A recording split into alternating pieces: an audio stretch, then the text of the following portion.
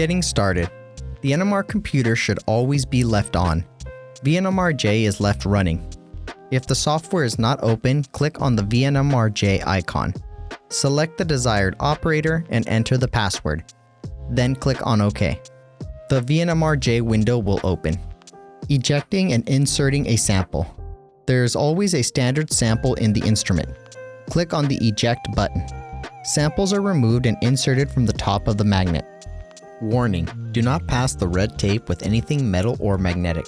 Metal objects will cause the instrument to quench. Cards with magnetic strips will be damaged. The sample will be ejected and levitated by a flow of air in the barrel. Use a ladder to carefully reach the top of the magnet. Grab the sample only by the NMR tube and pull straight up so the NMR tube clears the barrel. Note: the sample sits in a spinner which should only be handled using a Kim wipe. Place the sample spinner in the depth gauge and insert a sample into the top of the spinner. Insert the NMR tube until the liquid sample is within the dotted line box.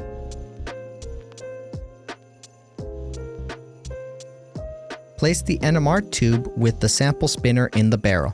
The sample and spinner will float at the top of the barrel. In the VNMRJ window, click on Insert. The sample will drop into the magnet. Locking and shimming. From the previous section, your sample should already be in the NMR. If not, follow the steps in ejecting and inserting a sample. Before collecting data, the instrument needs to be locked and shimmed on your sample. In the experiment selector, choose the desired experiment, typically proton or carbon. Select the appropriate solvent for your sample from the drop-down menu. Click on Lock. The Lock checkbox should already be checked. If spin is desired, check the spin checkbox, set at 20 Hz. Click on Auto Lock. It will take about 1 to 3 minutes for the process to complete. Once complete, the status bar will say complete. The lock level should be between 10 and 70. Note: if the lock level is weak, less than 10, please tell your professor, then inform the scientific instrument specialist. You may attempt to lock manually if auto lock does not work. See the section on manual locking easy and manual locking intermediate. Click Shim. Click Gradient Shim. The process will take 1 to 3 minutes. Once the shim protocol is complete, the status bar will say complete.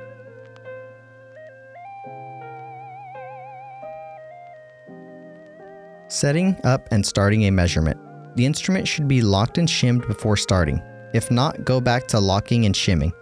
Click on Sample Info and input a sample name. The solvent should already be selected when the lock and shim was completed.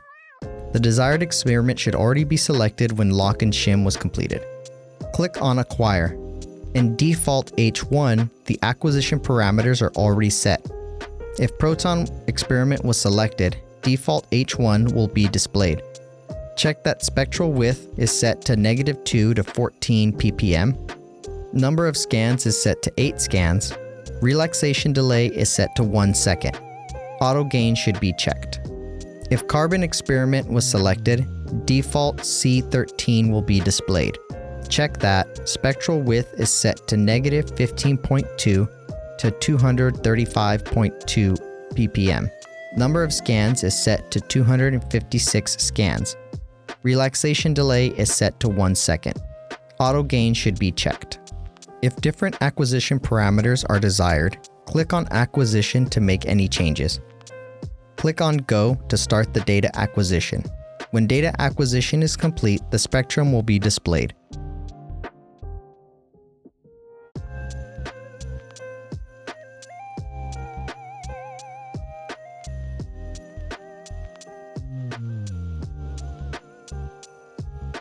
To save the data, click on the Save As button. Note: do not use spaces when naming folders or files. The software will not allow it. Find the desired folder, click on Save. Spectrum Adjustment Tools. The operator may need to type DS and click Enter. Click on the bracket button to toggle to double brackets.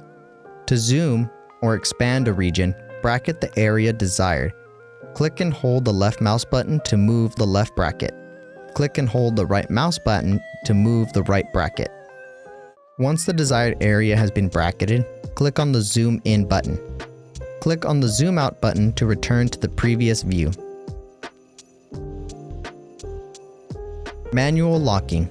Easy case. You may lock manually when auto lock is unsuccessful or the lock level is below 10. Click on the lock scan. The spectrum should have a similar shape as shown. If the spectrum has a similar shape, but the plateau is lower and the lock level is below 10, use the following steps. First, adjust the power and gain using the mouse buttons. Power should be less than the gain. Power of 36 and gain of 38 is a good starting point. The left mouse button will decrease the value, and the right mouse button will increase the value. Next, adjust Z0 by decreasing and increasing the value using the left and right mouse buttons like in the previous step.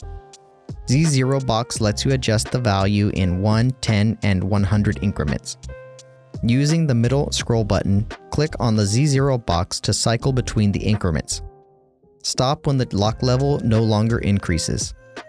A lock level above 40 is enough to gradient shim.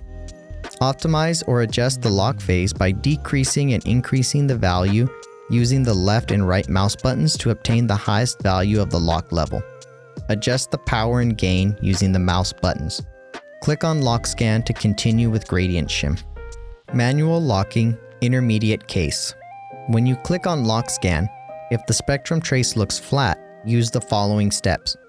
First, adjust power and gain using the mouse buttons. Power should be less than the gain. A power of 36 and a gain of 38 is a good starting point. The left mouse button will decrease the value, the right mouse button will increase the value. Adjust Z0 by clicking the left mouse button and slowly sliding the bar left or right. As you get closer to Z0, the spectrum will change in a distinct way. As you slide the bar and get closer to Z0, the trace will form a sine wave as shown. As you get closer to Z0, the sine wave will get longer. Keep sliding in the direction that increases the wavelength. Keep sliding slowly or use the Z0 button by 1 increments to adjust with more control. The Z0 box lets you adjust the value in 1, 10, and 100 increments. Using the scroll button, click on the Z0 box to cycle between the increments. The left mouse button will decrease the value, the right mouse button will increase the value. Eventually, the trace will start to form a plateau. Keep adjusting Z0 until the lock level no longer increases. If needed, you may adjust the power and gain to improve the lock level. A lock level above 40 is enough to gradient shim. Optimize or adjust the lock phase by decreasing and increasing the value using the left and right mouse buttons to obtain the highest value of the lock level. Click on lock scan to continue with gradient shim. Note, if attempts at locking manually are unsuccessful, please tell your professor or find the scientific instrument specialist.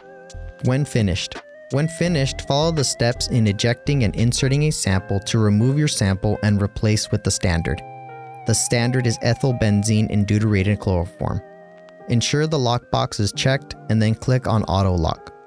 When the instrument is locked on the standard, select the file dropdown from the top menu and select switch operators.